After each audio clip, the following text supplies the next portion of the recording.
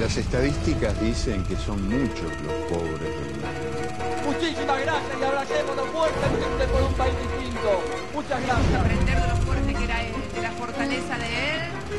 Y además él está aquí hoy más que nunca, estoy segura. Por Dios nuestro Señor y estos santos evangelios, desempeñar con lealtad y patriotismo el cargo de presidente de la nación. Y así no lo hiciere, Dios y la nación me lo demandan.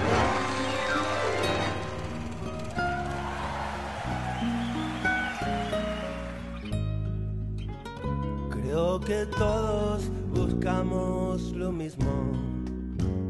No sabemos muy bien qué es ni dónde está. Oímos hablar de la hermana más hermosa que se busca y no se puede encontrar. Pacho es conocido mucho por historiador, pero vos, Leandro, sabés mucho también de su trabajo como literario, como escritor, ¿no? Sí, teatro también, escribió poesía, todo. Bueno, en fin, vamos a ver de qué podemos hablar. ¿Qué más le podemos sacar, no? Claro. A este personaje. Los presos, la libertad. Bueno, estamos con el historiador, ensayista, dramaturgo, ex funcionario de las áreas de cultura de la Nación y de la Ciudad de Buenos Aires, un gran historiador, un referente de la cultura argentina muy importante, Mario Pacho O'Donnell, que ha tenido la gentileza de recibirnos en su estudio particular para mantener una charla sobre distintos tópicos, básicamente la creación del Instituto Nacional de Revisionismo Histórico Argentino Iberoamericano, Manuel Dorrego. Muy bien. Nombre muy largo. Larguísimo. Pero con mucha significación. Pero bueno, que por favor Pacho nos explique de qué se trata este estudio, ¿no? El porqué de la necesidad del revisionismo todavía a 200 años de la creación de este país. El revisionismo es en realidad es la corriente historiográfica nacional, popular y federal, o sea que es tan vigente como la corriente liberal. Son dos formas de ver la historia. Algunos quieren hacer creer que el revisionismo es algo que tuvo sentido en el pasado, ¿no es cierto? Es bueno hablar de esto porque se han dicho muchas pavadas, muchas malintencionadas, digamos, ¿no? Algunas por ignorancia, pero muchas con mala intención en relación a la creación de este instituto. La orientación nacional, popular y federalista de la historia se diferencia, por no decir se contrapone, con orientación liberal, oligárquica, porteñista, antipopular, ¿no es cierto?, antiprovincial, que ha sido la característica de la historia oficial argentina, que se escribió al fin de las guerras civiles, ¿no es cierto?, cuando los vencedores vencen a los federales y se rebautizan liberales. Liberales de un liberalismo autoritario, como siempre han sido los liberales. Y entonces escriben una historia, digamos, que les es funcional para el proyecto de organización nacional. Y luego empiezan a aparecer voces, digamos, disidentes que plantean la necesidad de otra interpretación histórica, ¿no? Yo diría que el primero fue Alberdi, cuando les escribe a Sarmiento y a Mitre, que han sido sus aliados y luego se han vuelto, digamos, sus enemigos, que ellos le dan a la historia argentina, que han impuesto un despotismo turco, ¿no? Seguramente los turcos eran el ejemplo de los déspotas de la época en la interpretación de la historia argentina. Y luego viene Saldías, viene Carlos Ibarguren, los hermanos Irasusta, y luego ya esta playa de antecesores nuestros que nosotros veneramos, que son José María Rosa, Arturo Jaureche, Raúl Scalabrini Ortiz, ¿no es cierto?, Hernández Arregui, Jorge Abelardo Ramos, que son los que de alguna manera abogan, digamos, por esta instalación de una interpretación histórica. Usted puede ver el centenario desde la Argentina supuestamente rica, que es las familias de la oligarquía terrateniente, que realmente se forraban en dinero porque habían logrado imponer lo que ellos producían. En el mundo se compraba a precio de oro, digamos, los granos, sobre todo los granos, los animales, etcétera. o lo puede ver desde el pueblo, y entonces comprueba de que estos vivían pésimos, sin leyes sociales, explotados, coaccionados por el estado de sitio, coaccionados por la ley de residencia, que permitía expulsar sin necesidad de delinquir a los inmigrantes que traían ideas de sindicalización, ideas de izquierda. Y entonces tú puedes contar el centenario desde un lado o desde otro, ¿no es cierto? La historia oficial siempre lo ha contado desde los ricos, digamos, y nosotros la contamos desde los pobres. El crecimiento de una serie de escritores, no necesariamente historiadores formados, que fuimos logrando el favor de la gente, o sea, que leyó nuestros libros, que se entusiasmó, que vio nuestro programa de televisión, que escuchó nuestros programas de radio, digo, Felipe Piña, Hernán Brienza, Hugo Chumbita, Araceli Bellota, yo mismo, etc. Porque hay una característica también entre la historia de nuestros críticos, por decirlo de alguna manera, que es la historia que se supone ciencia dura, académica, pero que funciona en un círculo elitista, en la que se escriben los unos para los otros, ¿no es cierto?, en la que no... Y la nuestra, que es escribir para la gente, ¿no es cierto? O sea, nosotros nos comunicamos con la gente. Si usted va por la calle y le pregunta, nómbreme un historiador, no le va a decir Hilda Sábato, le va a decir Felipe Piña, ¿no es cierto?, o Pacho O'Donnell, pero y eso es una característica, o sea, que es lo que ha dado todo el sustrato previo a la ya impostergable oficialización de esto. Entonces, esto no es algo que crea la presidenta. Pero ahí nos pregunta, bueno, ¿qué van a hacer de aquí en adelante? De aquí en adelante, no sé, yo tengo escritos ya 15 libros revisionistas. Voy a seguir haciendo lo que he hecho hasta ahora, digamos, no es que ahora vamos a empezar. No, Felipe ya lleva escrito no sé cuántos libros revisionistas, bueno, seguirá escribiendo libros, no es que ahora.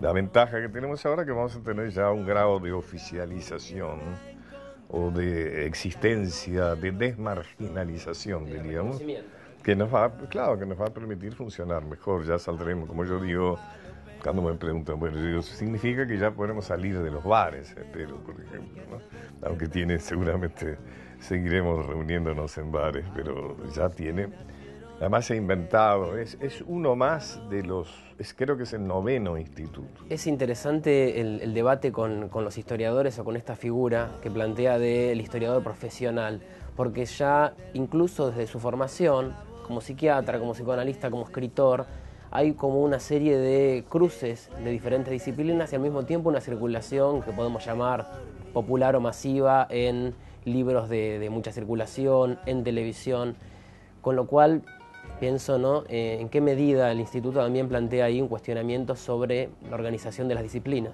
Está muy bien lo que usted dice, porque también se nos ha criticado que no todos son historiadores académicos. Digamos. Tenemos historiadores académicos de mucho nivel, tenemos rectores de universidades, etcétera. Pero en realidad también en nuestro instituto hemos incorporado politólogos, sociólogos, periodistas, porque estamos convencidos de que la historia científica o la historia universitaria, la historia si quieres llamar, no da cuenta de todos los fenómenos históricos. La historia es más amplia que eso. La historia, para entender o para investigar la historia, hace falta también tener otros conocimientos, no solo los que da la formación formal, diríamos, histórica, ¿no? Y eso está bien lo que usted dice. Es una característica de nuestro instituto y que tiene que ver con lo que decíamos hace un rato, lo que decía usted, la idea de una visión amplia, ¿no es cierto?, del objeto de estudio. Otra cosa que se dijo es, bueno, que nosotros suponíamos un gasto para el erario público. Por ahora no hemos absolutamente nada, ni siquiera tenemos todavía papel con membrete, esperamos tener en algún momento.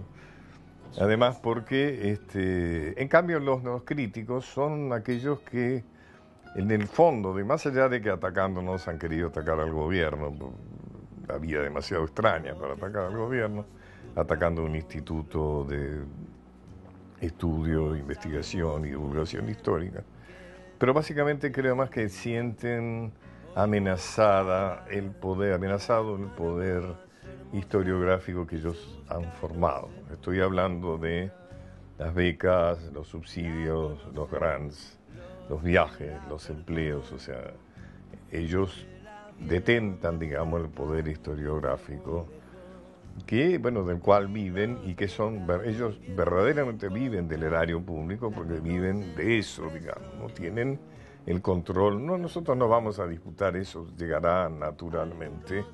Tenemos en nuestro... Pero además es algo interesante, cuando se dice los historiadores cuestionan. Ha sido un grupo de historiadores de la UBA, inclusive que ya están desplazados de la UBA, como Luis Alberto Romero y demás, que ya están desplazados, ya no están más en la UBA, ya han quedado muy, muy desplazados por las críticas, inclusive por las burlas de los alumnos que le llaman Romerito y esas cosas, pero que se considera el jefe, digamos, cosa que no le reconocen la gran cantidad de historiadores científicos, por decirlo de alguna manera, que se han adherido a nosotros. O sea, porque acá hay un fenómeno, digamos, casi de la UBA, de ciertos sectores de la UBA, insisto, porque también hemos tenido mucha adhesión de historiadores de la UBA y del CONICET. En cambio, hemos tenido casi una unánime adhesión de los historiadores de las universidades del conurbano y de las universidades provinciales. O sea, ¿no? Que de alguna manera coinciden, hasta le diría, por situaciones de su propia historia y demás, es decir, los historiadores provinciales generalmente son muy leales a sus propias figuras, ¿no? Y estudian básicamente a sus caudillos, ¿no? a sus jefes populares, lo cual es lógico, digamos, desde siempre que tengan una fuerte relación, digamos, con nuestro planteo. Esto es importante, no son los historiadores, es un grupo de historiadores que realmente han manejado el poder, digamos, historiográfico desde bastante tiempo atrás. En realidad, desde el golpe contra Perón del 55, que fue cuando Romero padre y cuando Palperindón y demás ocuparon las cátedras de historia cuando fueron expulsados todos los profesores peronistas de la universidad. Pacho, ¿y no cree usted que el encono va más allá de cierto status quo de la historia o de la academia histórica argentina? ¿No sintió que las críticas venían desde otros lados también? ¿Desde qué lado, por ejemplo, supone usted? Incluso políticos. Sí, claro. Hubo como recelos políticos. Se quiso atacar al gobierno, claramente, no adjudicándole intenciones espurias, ¿no? Que con esto quería reivindicar la figura de Néstor Kirchner, las pavadas que se han dicho han sido... ¿Imaginaba usted? No tanto, no. Nosotros venimos teniendo ya desde hace mucho tiempo las críticas a medida que hemos ido creciendo. Porque hay fenómenos, primero está muy bien, cuando usted dice la academia, está muy bien que es una definición genérica, pero quería decirle que la Academia Nacional de Historia no tuvo absolutamente ninguna intervención en todo esto. Yo quiero reconocerle públicamente esa seriedad de no haberse pronunciado en contra, ni a favor ni en contra, pero hubiera sido casi, seguramente han sido invocados para que se pronunciaran en contra, pero la Academia no se pronunció en contra. Tampoco la otra academia, la Academia Argentina y la Historia, las dos academias permanecieron a la expectativa. Yo ya hace tiempo que están, inclusive hay algo interesante. El otro día di una charla, decía, escúchame, si ustedes entran a la librería, compran un libro de Romeritos o de Isla Sábado, o compran un libro de Felipe Piña o mío, claro, todos se reían, digamos, ¿no?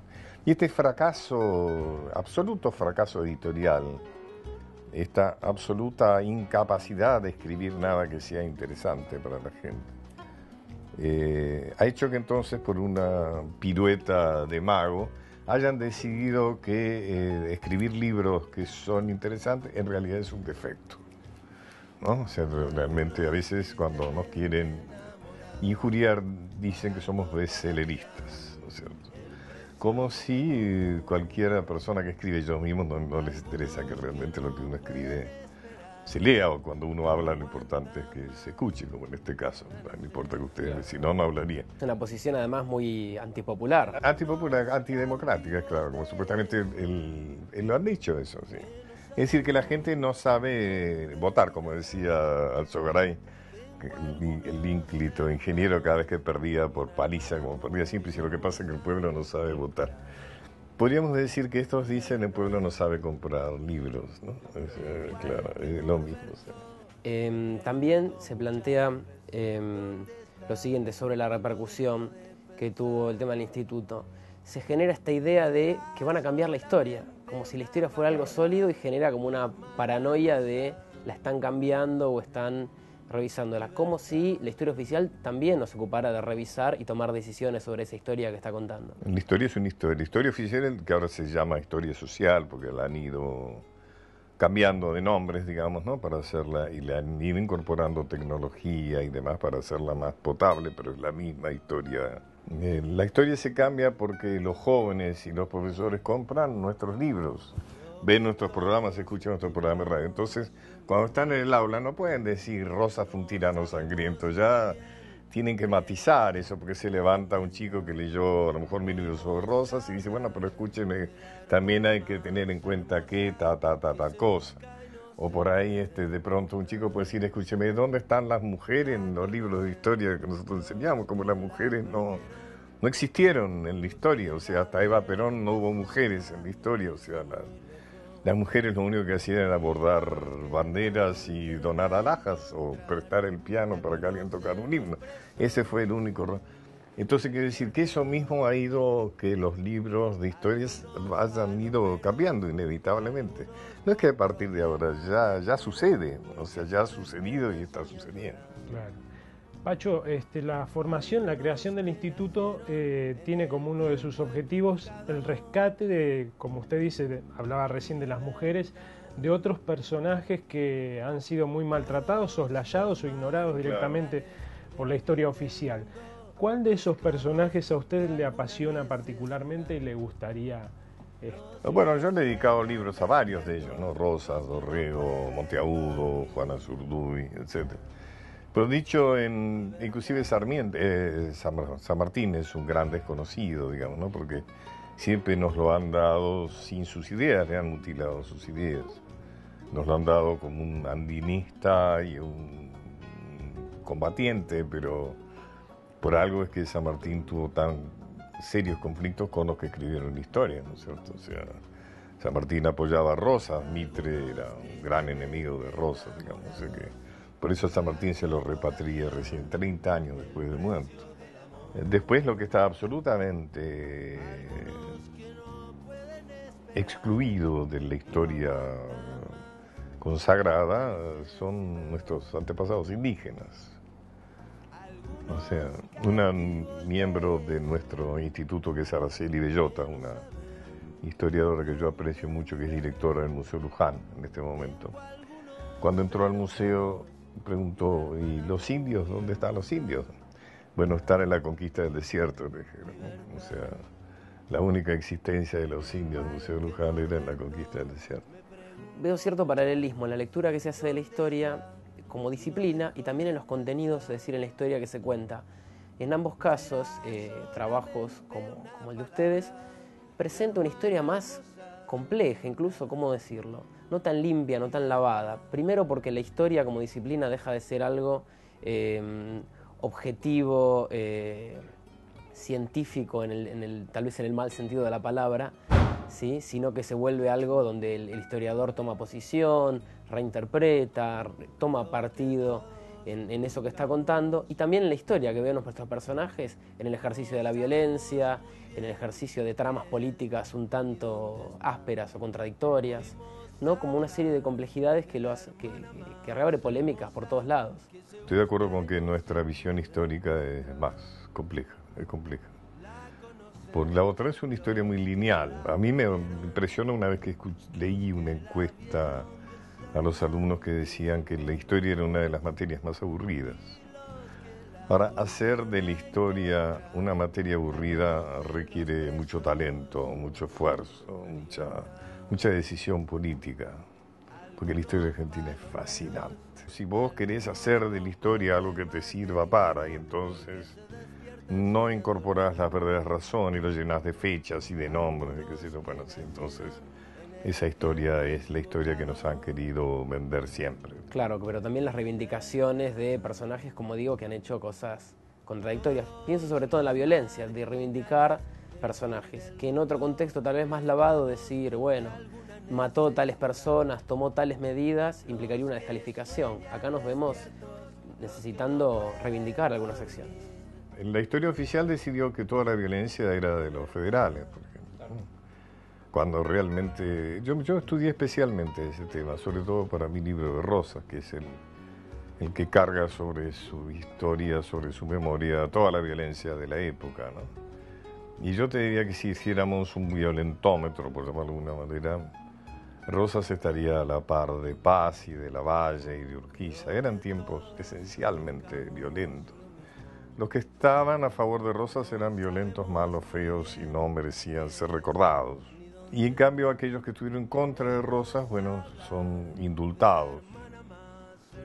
Por ejemplo, que le hayamos dado el nombre de Rivadavia a la avenida más larga del mundo es un hecho que de alguna manera te marca cuál es el país que los organizadores quisieran que fuéramos y que fuimos.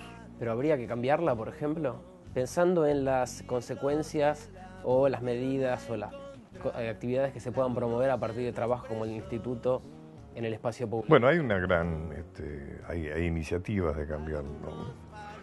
Yo creo que no hay que darle pasto a los enemigos que dicen que venimos a hacer mucho lío, o sea, a enemigos, bueno, críticos. Yo creo que por lo menos hay que promover una mayor justicia en el callejero. Pacho, esa formación multidisciplinaria de la que hablaba Leandro, que tiene usted, además de la de historiador, ¿le permite hacer un ensayo de futurología? ¿Cómo nos verá la historia en el presente? No sé si es por todo eso mezcla que a veces lo que hace confundirme, pero yo diría que soy muy optimista. Yo tengo un enorme aprecio por mi país y por la gente de mi país. Yo estoy con Jauretche. En ese Jauretche decía que esa tendencia a la autodenigración que tenemos Argentina hacia Argentina es un mecanismo de dependencia, ¿no es cierto? A mí me horroriza por ahí cuando veo argentinos que dicen que somos peores que los de afuera, que somos peores que los de antes, porque lo del centenario era mucho más piola que lo del bicentenario, que somos campeones en haber dejado pasar oportunidades, toda esa cosa que sí, no. Somos un país maravilloso con una capacidad de superar situaciones dramáticas, como fue una de las dictaduras más crueles de la historia del planeta. Hemos superado hiperinflaciones inimaginables. Hemos superado la cuasi disolución del país del 2001. O sea, en este momento estamos en una situación, más allá de que algunos pregonen, digamos, catástrofes, estamos en una situación verdaderamente muy interesante. Así que en ese sentido yo diría que soy plenamente optimista. Eso no quiere decir que no tengamos dificultades. Lo que yo soy optimista en que siempre vamos a tener una gran capacidad de superar las dificultades. Se siente un gran orgullo, ¿no? Recordar todos esos sufrimientos, muchas derrotas también y seguir activando en el presente. Absolutamente, absolutamente. Somos un pueblo creativo, valiente. Muy bien. Bueno, Pacho, usted también está en cable, ¿no? Tiene su propio programa. Estoy en cable, sí, estoy grabando un programa para Encuentro también. ¿Infancias es? ¿Sabes? Es el de América 24, Infancias, sí. O sea, sí, me gusta mucho. Yo en realidad he sido uno de los pioneros de las entrevistas por televisión, porque yo empecé en el 88 a hacer entrevistas hace mucho tiempo, sí. Y sí, muy simpático, Infancias, porque como yo ya había hecho, no me divertía volver a hacer un programa de entrevistas, además hay tantos programas de entrevistas, no como esta, sino entrevistas bipersonales, que era como... Y entonces dije, bueno, vamos a hablar de algo que no se habla en televisión, que es de las infancias de cada uno, porque nunca se habla... Además siempre las entrevistas bipersonales suelen ser muy coyunturales, ¿no? Bueno, vamos a hablar de la infancia. Y aparece un material muy emotivo, parece así que mi preocupación es más frenar, digamos, no tanto empujar, sino muchas veces frenar lo que aparece por la cuestión del respeto, ¿no? Porque por ahí hay temas que son como muy primarios, muy límites. Bueno, muchas gracias. El precio del amor. Algunos que no pueden esperar y no aguantan más la necesidad. Algunos cautivos de eso que no saben dónde mirar. Tengo algunos hermanos y una hermana muy hermosa, la libertad. Igual que Norberto, me pregunto muchas veces dónde está y no dejo de pensar. Será solamente una palabra, la hermana hermosa, la libertad.